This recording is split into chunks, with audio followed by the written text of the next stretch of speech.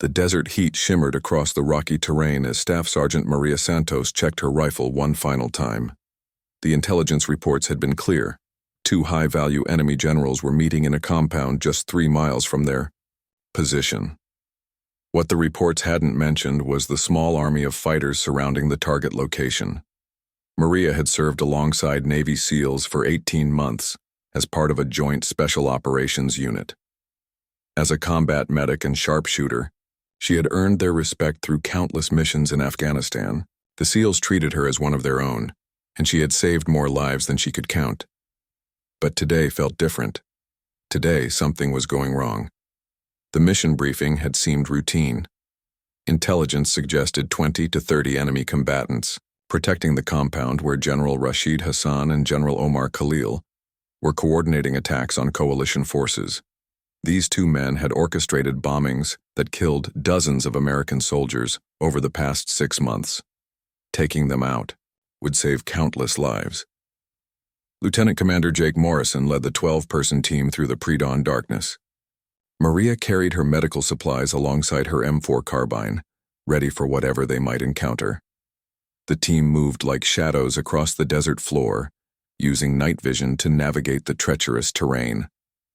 As they approached the compound, something immediately felt off. The number of heat signatures their thermal imaging detected far exceeded the intelligence estimates. Instead of 30 fighters, there appeared to be over 100 enemy combatants positioned around the target building. Guard towers that weren't mentioned in the briefing rose from each corner of the compound. Heavy machine gun nests covered every approach route. Morrison called for a halt. Through hand signals, he communicated his concerns to the team. The intelligence had been wrong, possibly deliberately. This wasn't a quick strike mission anymore, it was a potential death trap. Maria could see the worry in his eyes even through his night vision goggles.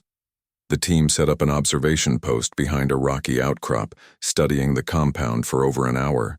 The enemy forces were well organized and heavily armed.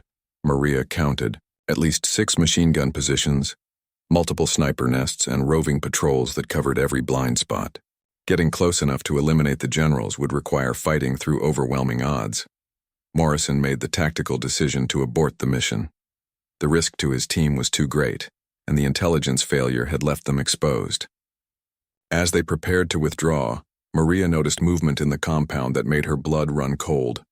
Through her scope, she could see the 2 generals preparing to leave in separate armored vehicles. This was their only chance. If Hassan and Khalil escaped now, they would disappear back into the mountain caves where finding them again would be nearly impossible. The intelligence had taken months to develop, and coalition forces were already moving based on the assumption that these targets would be eliminated. Letting them escape meant more American soldiers would die in the coming weeks. Maria approached, Morrison with her observations. She could see the conflict in his face. The mission parameters had changed dramatically, but the strategic importance remained critical. After consulting with his team leaders, Morrison made the difficult decision to attempt a long-range engagement. They would try to eliminate the generals with precision shots before the enemy force could respond, then withdraw immediately. The plan required perfect coordination. 2 sniper teams would position themselves at maximum effective range, over 800 meters from the compound. They would have perhaps 30 seconds to identify and eliminate both targets before the entire enemy force converged on their position. Maria would provide overwatch and medical support from a 3rd position. As the team moved into position, the eastern horizon began to show the first hints of dawn. Time was running out. The generals would leave with the sunrise, and this opportunity would be lost forever. Maria felt the familiar calm that came before combat. Her training taking over as adrenaline sharpened her focus. Through her scope, she watched the compound come alive with morning activity. Guards changed shifts, vehicles were prepared for departure, and she could see 2 figures that matched the intelligence photos of the generals. Hassan was tall and wore a distinctive white turban, while Khalil was shorter with a pronounced limp from an old wound. Morrison gave the signal to prepare for engagement. The 2 sniper teams settled into their positions, adjusting for wind and distance. Maria monitored the enemy patrols, ready to call out any threats to the sniper teams. Everything depended on the next few minutes, then disaster struck. A patrol they hadn't spotted emerged from a hidden position and walked directly toward one of the sniper teams. Within seconds, shouts in Arabic echoed across the desert as the SEALs were discovered. Machine gun fire erupted from multiple positions, and the entire enemy force began mobilizing. Morrison immediately ordered a full retreat. The mission had failed, and now their only priority was getting everyone home alive. The sniper teams began bounding back toward the extraction point, but enemy fire was already zeroing in on their positions.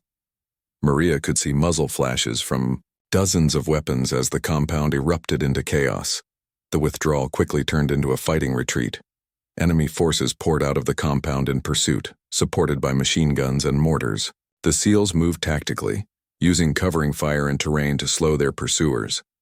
But they were heavily outnumbered and caught in open ground.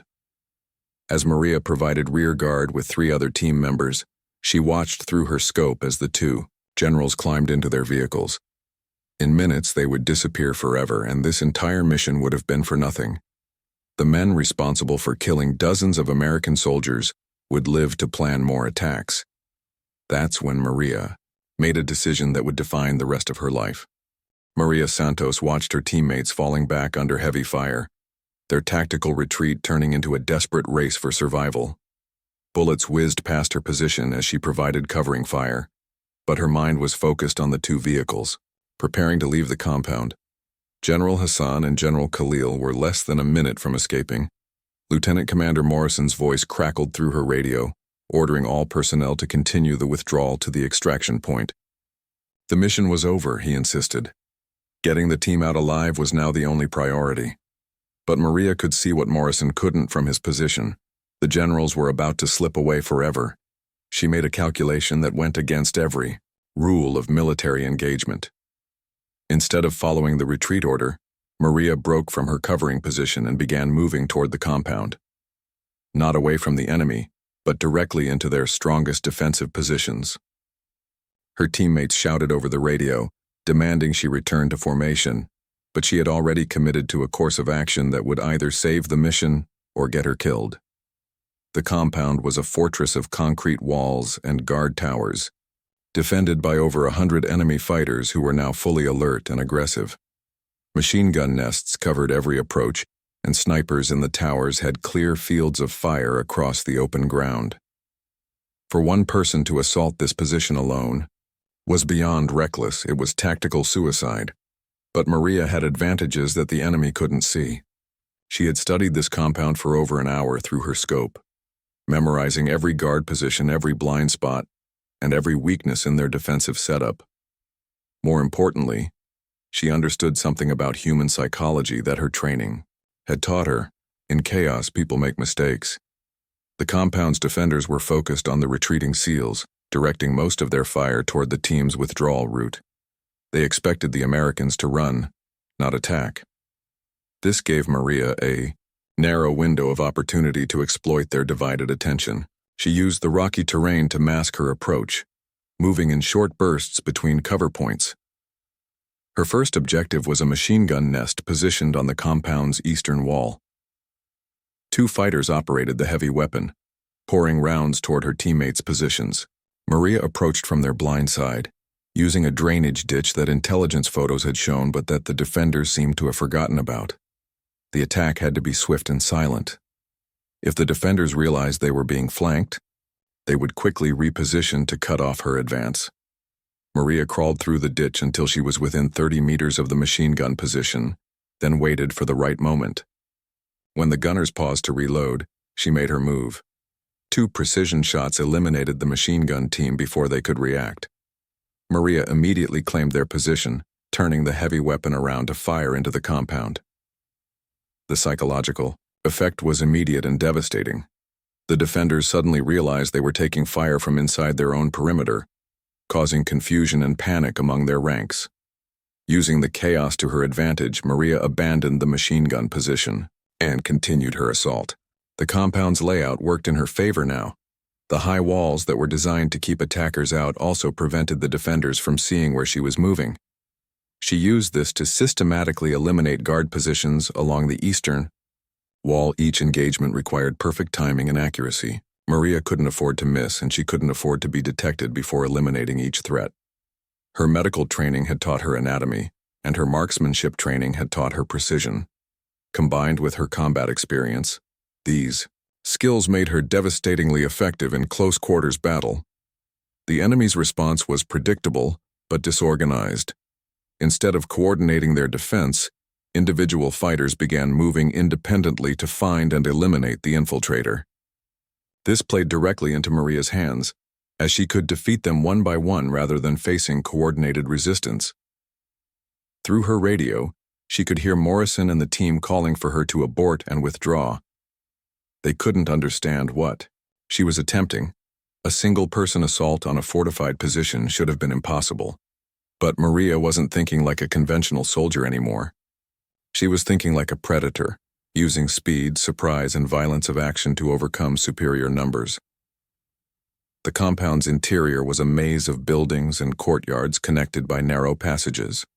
Maria used this terrain to her advantage, moving through the complex like a ghost. Her combat boots made no sound on the packed earth, and her movements were fluid and deliberate. Every corner was cleared methodically, every potential threat assessed and neutralized. As she worked deeper into the compound, Maria could see the two armored vehicles that would carry the generals to safety. They were positioned in the central courtyard, engines running, with heavily armed escort vehicles prepared to accompany them. Time was running out. She estimated less than 2 minutes before the convoy would depart. The courtyard was the compound's most heavily defended area, with overlapping fields of fire from multiple positions. Getting close enough to engage the generals would require crossing 40 meters of open ground, under direct observation, from guard towers and fighting positions. It was a killing zone designed to stop exactly what Maria was attempting. But she had noticed something during her earlier observation that the enemy had overlooked. A series of drainage pipes ran beneath the courtyard, designed to channel rainwater away from the compound. The pipes were large enough for a person to crawl through, and they emerged directly beside the area where the vehicles were parked. Maria located the pipe entrance behind a storage building on the compound's perimeter. The opening was partially concealed by debris and vegetation, explaining why the defenders hadn't thought to guard it. She squeezed into the narrow concrete tunnel, crawling through complete darkness toward the sound of idling engines. The pipe was cramped and filled with stagnant water, making movement slow and difficult. Maria's equipment caught on the rough concrete, and she had to control her breathing to avoid making noise that might alert the guards above. Every meter of progress brought her closer to the most dangerous moment of the entire mission. As she neared the end of the tunnel, Maria could hear voices speaking in Arabic directly overhead. The generals were giving final instructions to their escort team, preparing for immediate departure. She estimated her position and realized she would emerge less than 10 meters from both target vehicles. Through the pipe's exit grating, Maria could see boots and vehicle tires. The moment she emerged from this tunnel, she would be completely exposed in the middle of the enemy's strongest position, surrounded by dozens of armed fighters. There would be no cover, no backup, and no second chances. Maria checked her weapons one final time and prepared to change the course of the entire mission. Maria Santos lay motionless in the drainage pipe, listening to the Arabic voices above her. Through the metal grating, she could see the boots of guards moving around the two armored vehicles. General Hassan's distinctive white turban was visible through the window of the first vehicle, while General Khalil was climbing into the second. In 30 seconds, both men would be gone forever. The mathematics of the situation were brutal. She was one person surrounded by over 100 enemy fighters in the middle of their strongest defensive position. The moment she emerged from this tunnel, every weapon in the compound would turn toward her. Survival seemed impossible, but completing the mission might still be achievable. Maria had trained for scenarios like this throughout her military career. The concept was called acceptable losses. Situations where accomplishing the mission took priority over personal survival. These two generals had orchestrated attacks that killed dozens of American soldiers. If eliminating them saved even More lives, the tactical exchange might be justified. She removed the grating as quietly as possible, creating just enough space to emerge with her weapon ready. The courtyard was exactly as she had observed it, a 40-meter square surrounded by high walls with guard towers at each corner providing overlapping fields of fire. The two target vehicles sat in the center, surrounded by their security teams. Maria's plan was simple but extremely dangerous. She would emerge from the tunnel with maximum violence and aggression, eliminate both generals before the security teams could react, then attempt to fight her way to an extraction point. The chances of survival were minimal, but the mission might still succeed. Taking 3 deep breaths to control her heart rate, Maria exploded from the drainage pipe like a predator attacking prey. Her first shots took down the 2 guards closest to General Hassan's vehicle before they could raise their weapons. The surprise was total. None of the defenders expected an enemy to appear in the middle of their most secure area. Maria's training took over as muscle memory guided her movements. She rolled left after emerging from the tunnel, using the first vehicle as cover while engaging targets around the second vehicle. Her accuracy was perfect. Every shot found its target, and every target was eliminated before they could return. Fire. The courtyard erupted into chaos as defenders tried to understand what was happening. Shouts in Arabic echoed off the concrete walls as fighters scrambled for position. But Maria had crucial seconds of confusion working in her favor, and she used every moment to maximum advantage. General Hassan was trapped in his vehicle as Maria systematically eliminated his security team. Through the bulletproof window, she could see his terrified face as he shouted orders to his remaining men. But the vehicle that was designed to protect him had become a trap, preventing him from escaping while his defenders fell around him. Maria's next target was General Khalil, who had already started moving toward a protected position behind his armored vehicle. She had perhaps 5 seconds before he reached cover and disappeared from her line of sight. The shot required perfect timing and accuracy across 25 meters while under fire from multiple positions. The rifle bucked against her shoulder as she squeezed the trigger. Through her scope, Maria saw General Khalil stumble and fall, clutching his chest. The man responsible for coordinating dozens of attacks on coalition forces would never plan another operation. One primary target was down, but the mission was only half complete. Gunfire was now coming from every direction as the compound's defenders recovered from their initial shock. Maria used the vehicles as cover, moving constantly to avoid being pinned down by the concentrated fire. Bullets sparked off the armored plating around her, and she could hear the distinctive crack of sniper rounds passing close to her position. The guard towers presented the greatest immediate threat, as their elevated positions gave them clear shots into the courtyard. Maria identified the closest tower and began engaging the sniper team positioned there. Her shots were precise and deadly, eliminating both fighters before they could adjust their aim. But focusing on the towers left, her exposed to ground-level threats, a security team had flanked around the second vehicle and was moving to surround her position. Maria detected the movement just in time, spinning to engage the new threat with a series of rapid, accurate shots that dropped 3 fighters in less than 2 seconds. The tactical situation was deteriorating rapidly. More defenders were pouring into the courtyard from other areas of the compound, and Maria's ammunition was running low. She estimated at least 40 enemy fighters were now focused entirely on her position, with more arriving every moment. General Hassan remained alive in his vehicle, protected by bulletproof glass and armor plating. The vehicle was designed to withstand small arms fire, making it nearly impossible for Maria to complete the mission with her current weapons. She needed a way to either penetrate the armor or force the general out of his protection. Maria noticed several grenades attached to the tactical vests of the security team she had eliminated. If she could reach them, the explosives might be powerful enough to disable the armored vehicle, but getting to the grenades would require crossing 10 meters of open ground under direct fire from multiple positions. The movement had to be perfect, fast enough to avoid the concentrated gunfire, but controlled enough to maintain accuracy. When engaging new threats, Maria waited for a lull in the enemy fire as defenders reloaded their weapons, then sprinted toward the fallen security team. Bullets whizzed past her as she dove behind the second armored vehicle, grabbing 2 grenades from the tactical vest of a dead fighter. The enemy fire was so intense that chunks of concrete were being blown off the courtyard walls, creating a dust cloud that provided some concealment. Maria armed the first grenade and threw it toward General Hassan's vehicle. The explosion rocked the armored car but didn't penetrate the heavy protection. However, the blast had a psychological effect. Hassan was now screaming orders over his radio, demanding immediate evacuation from the compound. The second grenade was more carefully placed. Maria waited until Hassan's driver attempted to move the vehicle, then rolled the explosive directly under the engine compartment. The resulting explosion disabled the vehicle's mobility and cracked the bulletproof windshield. Hassan was now trapped in a disabled vehicle in the middle of a combat zone, with his security team eliminated and his escape route cut off. Maria could see him frantically trying to operate his radio, probably calling for backup or air support. Time was becoming critical. She needed to complete this mission before enemy reinforcements arrived.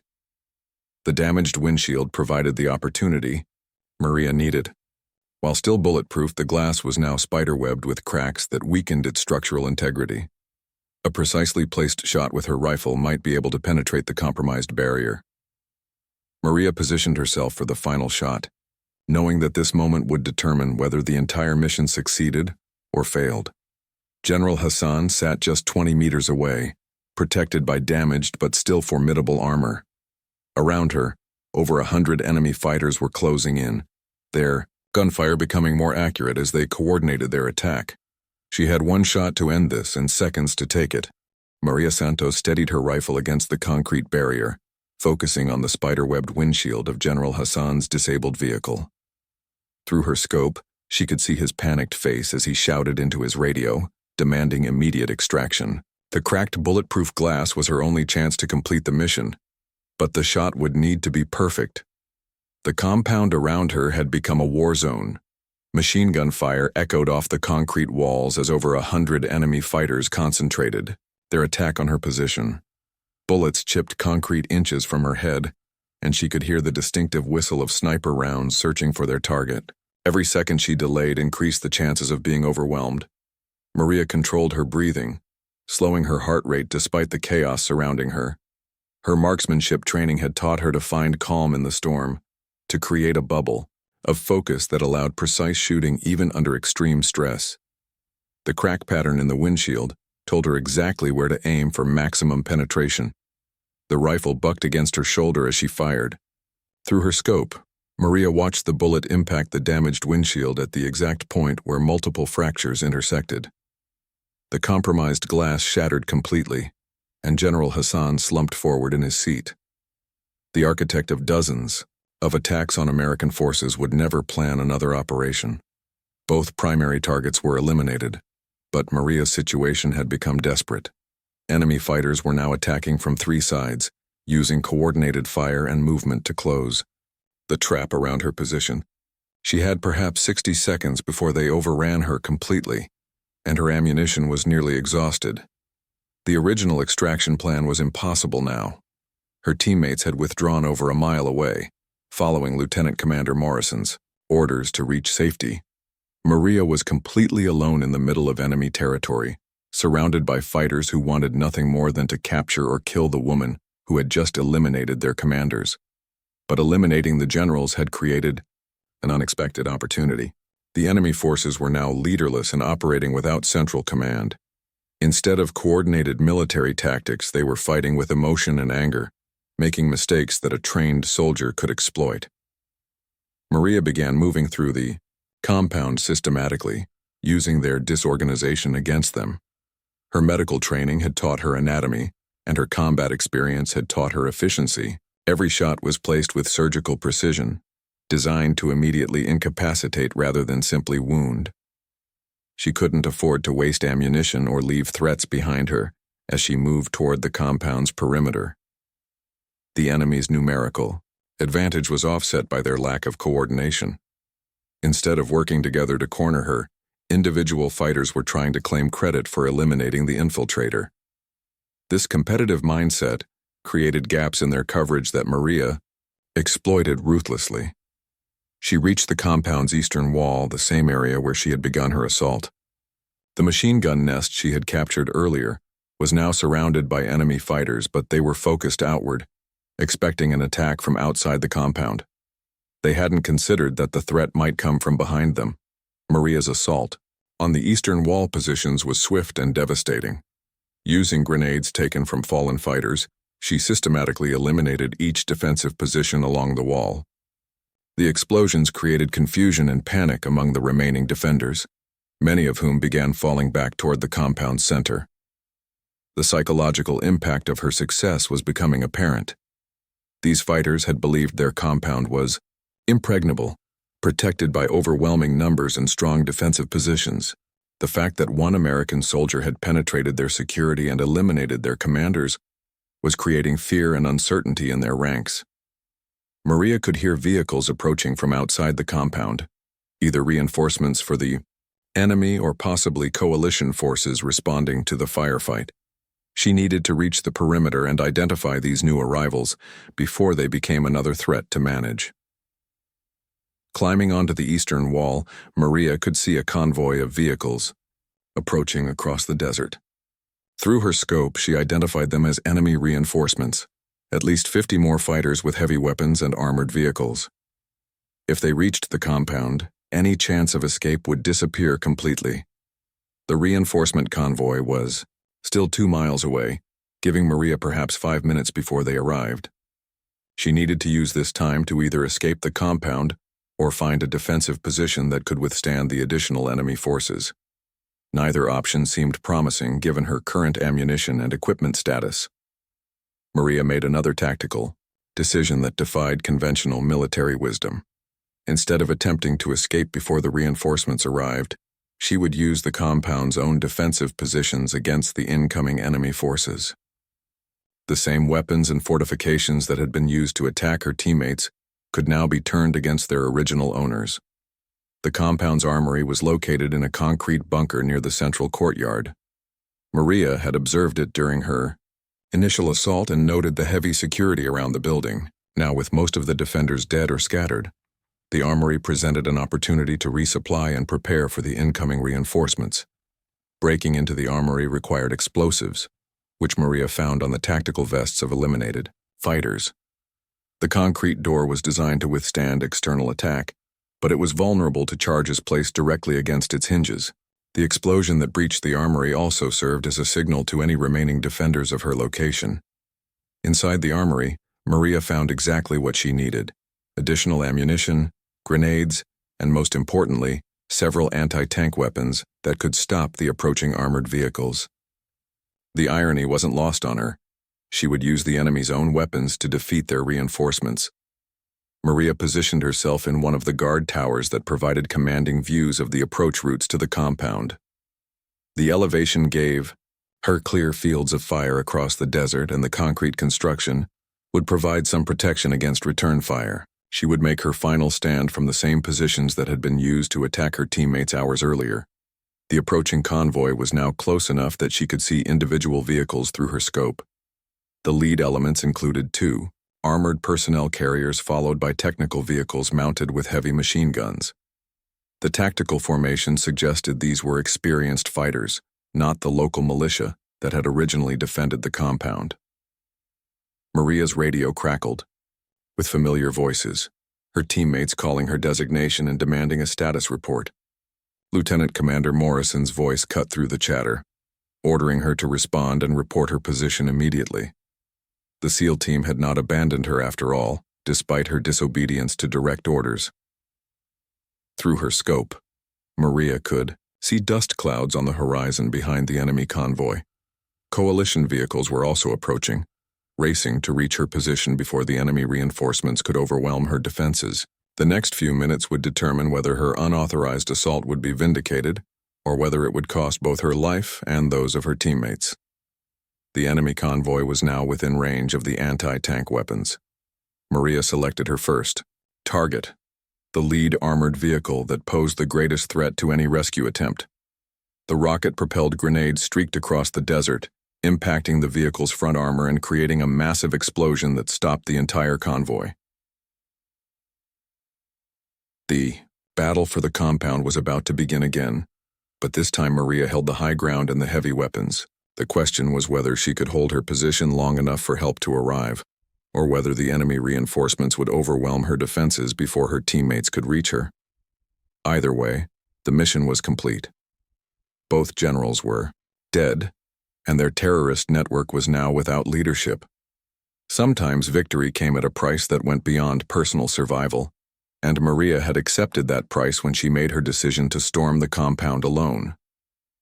Maria Santos watched through her scope as the enemy reinforcement convoy scattered after her anti-tank rocket destroyed their lead vehicle.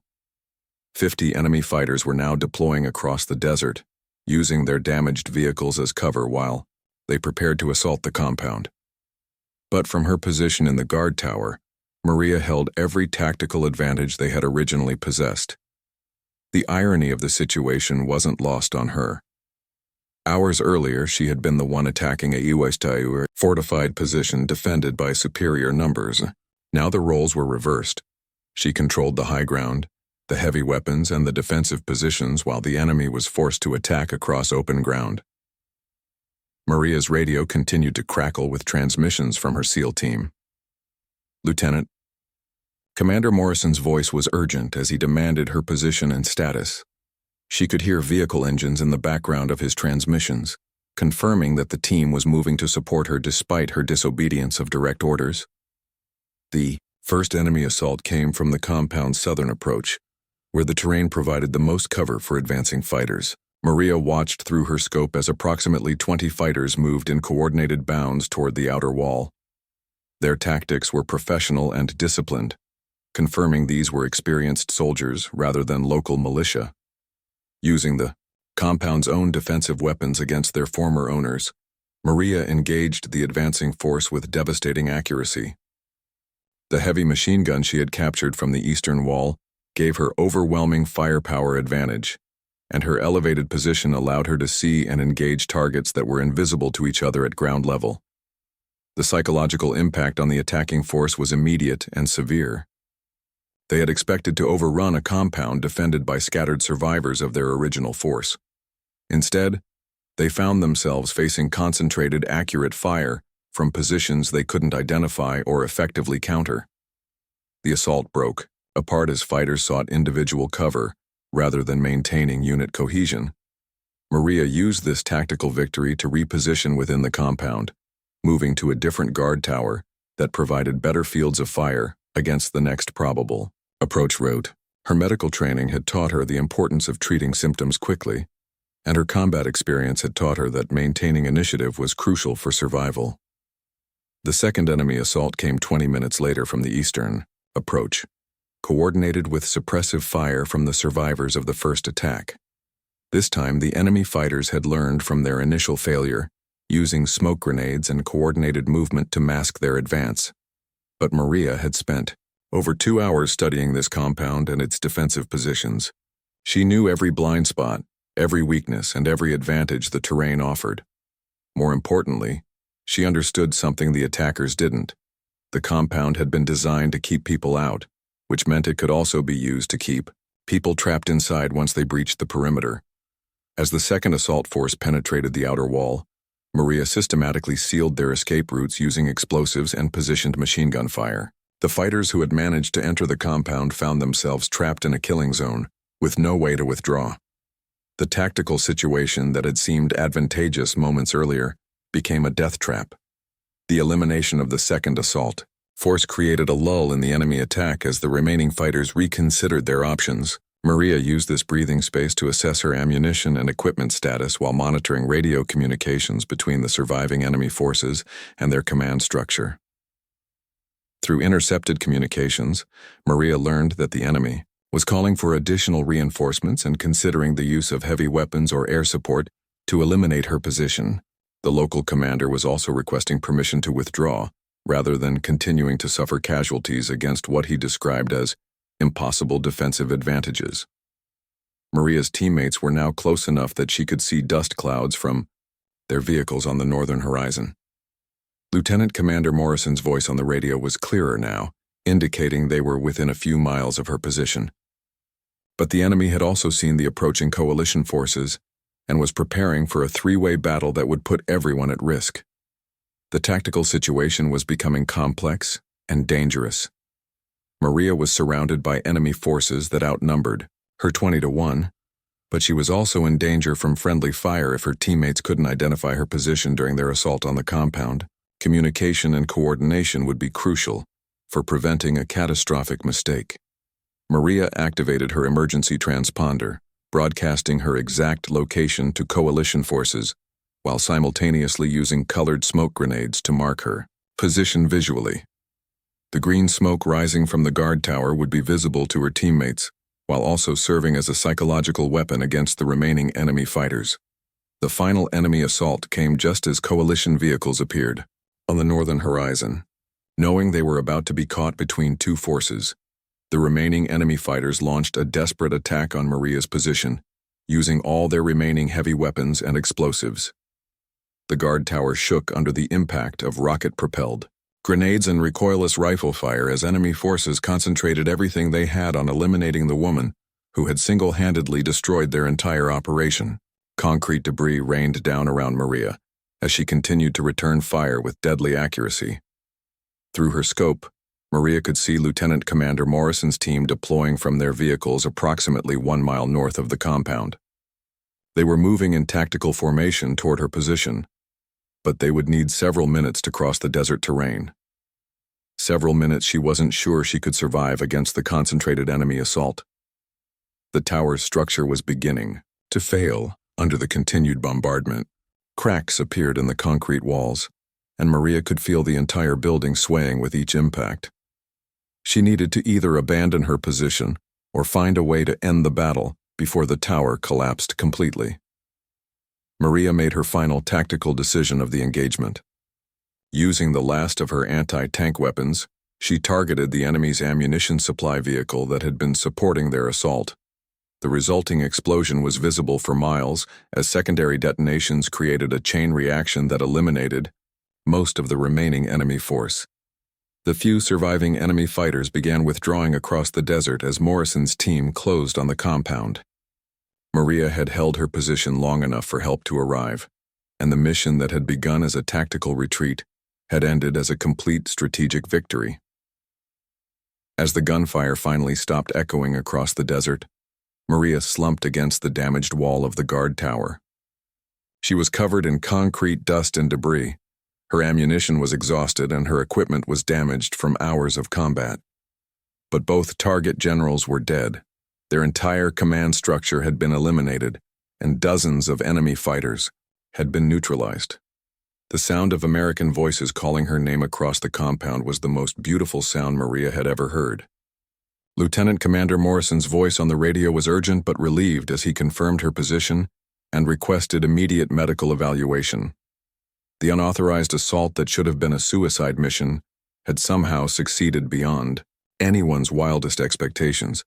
Maria had proven that sometimes the most impossible tactical situation could be overcome through courage, skill, and absolute determination to complete the mission regardless of personal cost.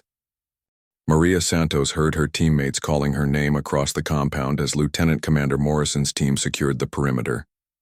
The familiar voices of the SEALs who had trained with her for 18 months echoed off the concrete walls, but she remained motionless in the damaged guard tower, overwhelmed by the reality of what had just happened.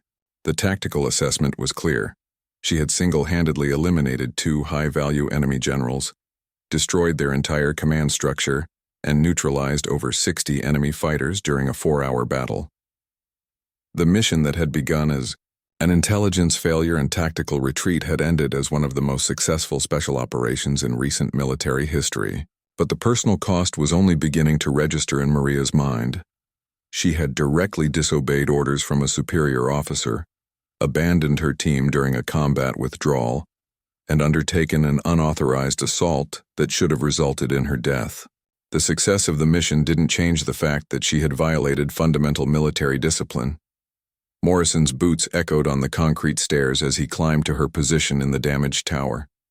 When he reached the top, Maria could see a mixture of relief, anger, and disbelief in his eyes.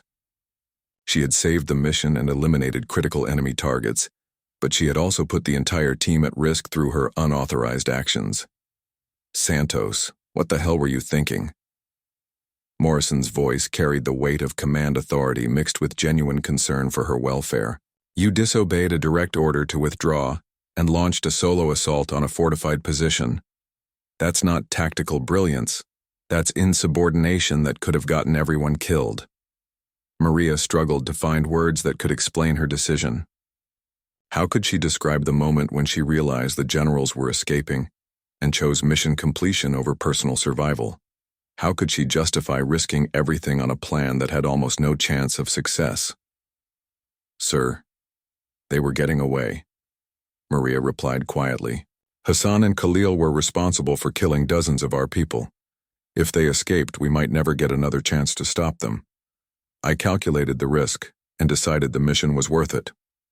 Morrison studied her face for a long moment, recognizing the same determination that had made her an effective combat medic and sharpshooter. But determination without discipline could destroy unit cohesion and get people killed in future operations. The immediate medical evaluation confirmed what Maria already knew. She was physically exhausted, dehydrated, and suffering from multiple minor injuries sustained during the prolonged battle. But the psychological evaluation would be more complex, as military psychiatrists tried to understand the decision-making process that led to her unauthorized assault. The extraction from the compound proceeded smoothly, with helicopter support, providing security while the team gathered intelligence from the eliminated enemy positions. The bodies of both generals were confirmed and photographed for intelligence purposes, validating that the primary mission objectives had been achieved. During the flight back to base, Maria sat in silence as her teammates processed what had happened. Some looked at her with admiration for her courage and tactical skill. Others seemed concerned about the precedent her actions might set for future operations. Military discipline existed for important reasons, and individual initiative couldn't be allowed to override command authority. The debriefing sessions that followed were intense and thorough. Intelligence officers wanted every detail about the compound's layout, defensive positions, and enemy capabilities. Tactical experts analyzed her assault methodology to understand how one person had overcome such overwhelming odds. Command officers focused on the disciplinary implications of her unauthorized actions. Maria answered every question honestly and completely, accepting full responsibility for her decision to disobey orders and assault the compound alone. She didn't attempt to minimize the risk she had taken or justify her actions beyond the simple fact that the mission required completion and she was in position to accomplish it. The formal investigation took weeks to complete, involving interviews with every team member, analysis of radio communications, and review of all available intelligence. The findings were complex and contradictory. Maria had achieved extraordinary, tactical success while violating fundamental military discipline. The recommendation from Morrison carried significant weight in the final determination.